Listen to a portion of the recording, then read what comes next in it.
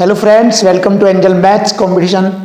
Friends, आज की video start करेंगे अंकित पाटी सर की बुक एसएससी जीडी मैथ्स, और इस बुक के क्वेश्चनों का सॉल्यूशन आपके लिए बहुत ही आसान और इजी कराया जाएगा।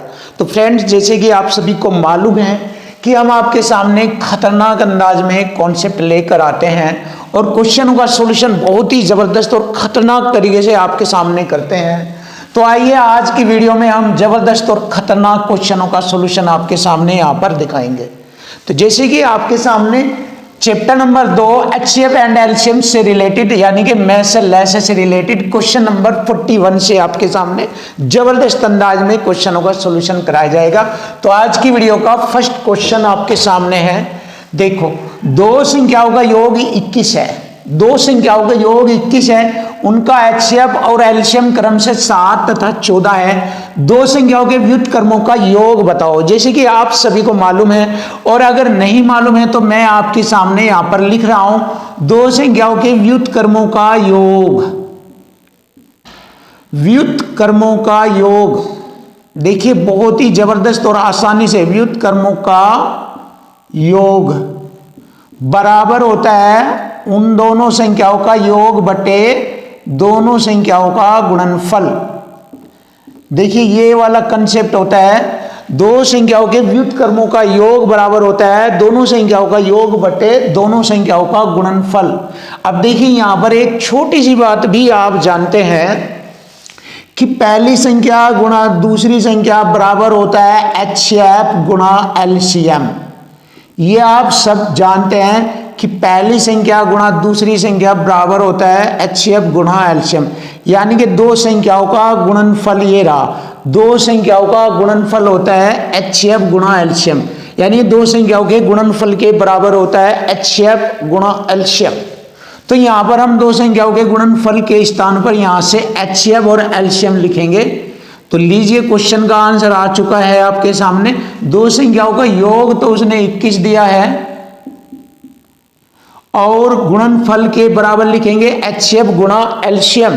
तो एचसीएफ 7 है, एलसीएम 14 है, यहां पर लिख लेंगे 7 गुणा 14, क्योंकि गुणनफल दोनों के एचसीएफ एलसीएम के बराबर है। तो यहां पर एचसीएफ एलसीएम का मान रखेंगे।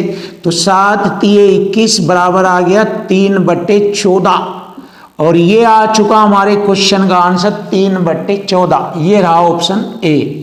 Option A is right answer. तो फ्रेंड, ऐसे ही हम आपके सामने जबरदस्त क्वेश्चनों का सॉल्यूशन लेकर आए हैं, और आप देखते रहिए, आपके लिए बहुत ही खतरनाक और इजी क्वेश्चनों का सॉल्यूशन आपको दमदार तरीके से मिलेगा और दमदार तरीके से आपको मैथ पढ़ाया जाएगा। तो आइए आज की वीडियो का एक और सेकंड क्वेश्चन देखेंगे। क्वेश्चन की लैंग्वेज से क्वेश्चन फिनिश होगा। देखो, 17 से विभाज्य 3 अंकी है। 17 से विभाज्य 3 अंकी है सबसे छोटी संख्या। तो अब आप सोचिए 3 अंकी है सबसे छोटी संख्या कौन सी होती है? 3 अंकी है सबसे छोटी संख्या 100 होती है। तो 100 से आगे जो भी 17 से विभाज्य नंबर होगा वो 3 अंकी है 17 से छोटी संख्या होगा। तो 17 का पहाड़ा पढ़ेंगे, 17 का मल्टीपल पढ़ेंगे। देखिए 17 दूनी 34, 17 तिये 51 ऐसे पढ़ेंगे। 17 चौका 68, 17 पंजे 85 और 17 छिके 102। 102 100 से आगे पहुंच गई। 17 छिके 102 सबसे छोटी 3 अंकीय संख्या होगी। 17 छिके 102 ये आ गई। 17 छिके 102 सबसे छोटी 3 अंकीय संख्या ये रही आपके सामने। अब इसी प्रकार 34 से विभाज्य 2 अंकीय सबसे बड़ी संख्या। देखिए सबसे बड़ी संख्या 2 अंकीय है जो 34 से विभाज्य है। तो 34 का पहाड़ा पड़ेंगे। 34 दूनी 68, 34 दूनी 68 और 34 तिये 102 होता है। 3 अंकों में पहुंच जाएगी 34 तिये, लेकिन 2 अंकों तक तो पहुंचेगी। 34 दूनी 68 ये आ गई 2 अंकी है सबसे बड़ी संख्या जो 34 से डिवाइड होती है, और 3 अंकी है सबसे छोटी संख्या जो 17 से डिवाइड होती है। ये रही दोनों संख्याएं। देखिए क्वेश्चन की लैंग्वेज से निकलेगा क्वेश्चन। तो उनका लसाअ ज्ञात करो, यानी कि इन दोनों संख्याओं का लसाअ हमें बताना है। लसाअ वह छोटी संख्या जो दोनों दी गई संख्याओं से कट जाएगी, एलसीएम कहलाती है।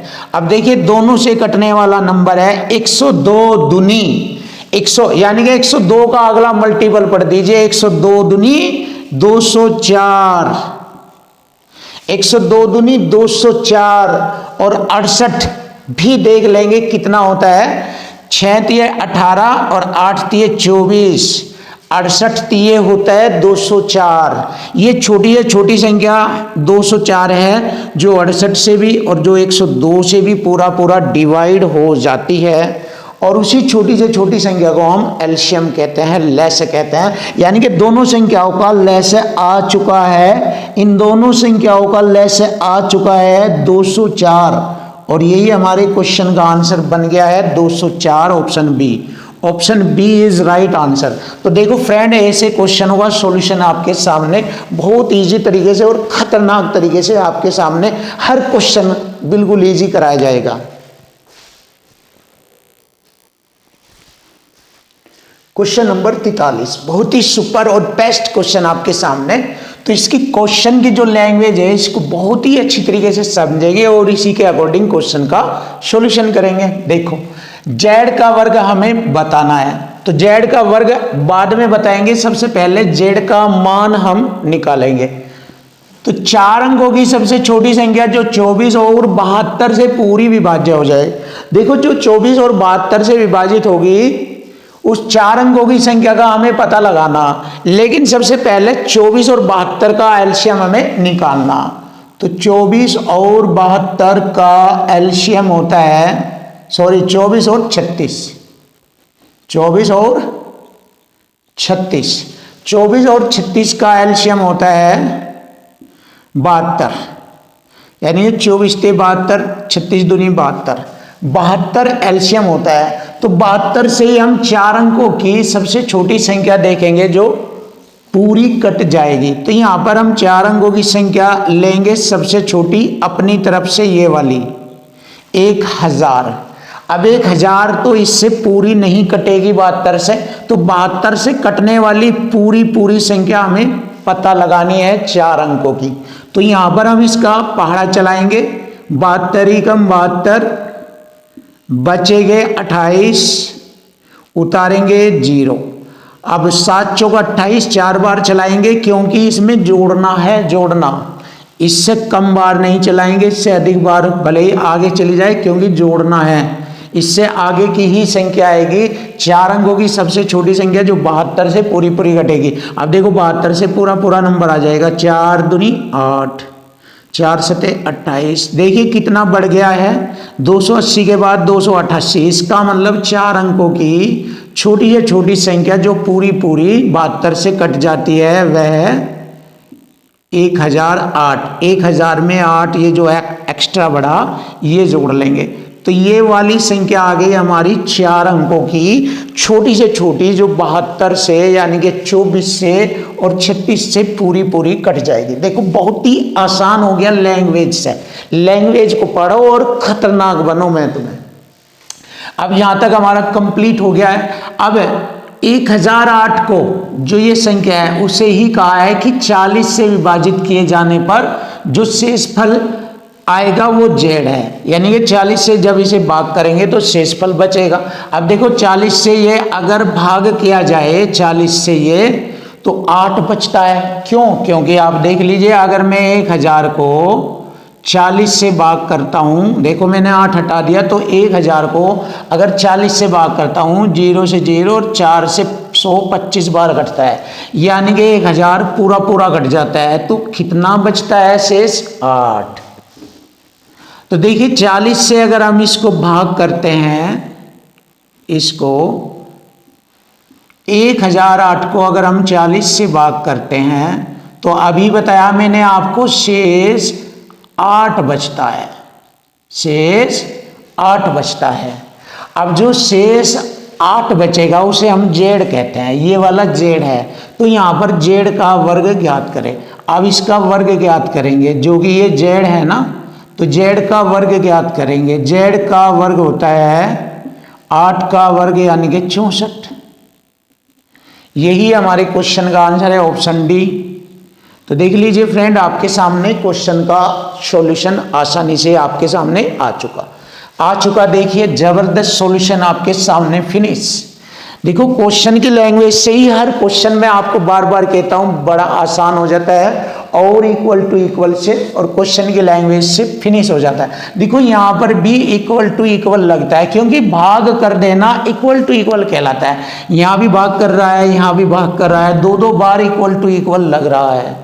भाग करना ही तो इक्वल टू इक्वल है। चलिए अब हम नेक्स्ट क्वेश्चन देखेंगे। यदि प्रथम 110 प्राकृतिक संख्याओं का एलसीएम n है। देखो प्रथम 10 प्राकृतिक संख्याएं 1 2 3 4 ऐसे ही मैं लिखूंगा 110 तक। अब इनका जो एलसीएम निकालना है वो एलसीएम है n। प्रथम 10 प्राकृतिक संख्याओं का एलसीएम n कहा है, n है। तो प्रथम 115 फिर शुरू से ही ले आया है उसने, 1 2 3 ऐसे ही, उसमें 115 में ये 110 भी आ गई है, 110 भी आ गई। तो 110 के बाद 111 112 और 113 और 114 115, ये हो गई प्रथम 115 तक प्राकृतिक संख्याओं का एलसीएम ज्ञात करें। देखो 1 से 10 का तो है n और 1 से 15 का कितना एलसीएम होगा। देखिए 115 में यहां से यहां तक 115 में ये 110 भी शामिल हो गई दोबारा, तो ये तो इसमें भी शामिल हो गई। तो जब इन संख्याओं का एलसीएम n है तो बाकी संख्याओं में से हम वह संख्या देखेंगे जो इन संख्याओं से नहीं कटती, उसकी गुणा n में कर लेंगे तो हमारा एलसीएम आ जाएगा 115 संख्याओं का।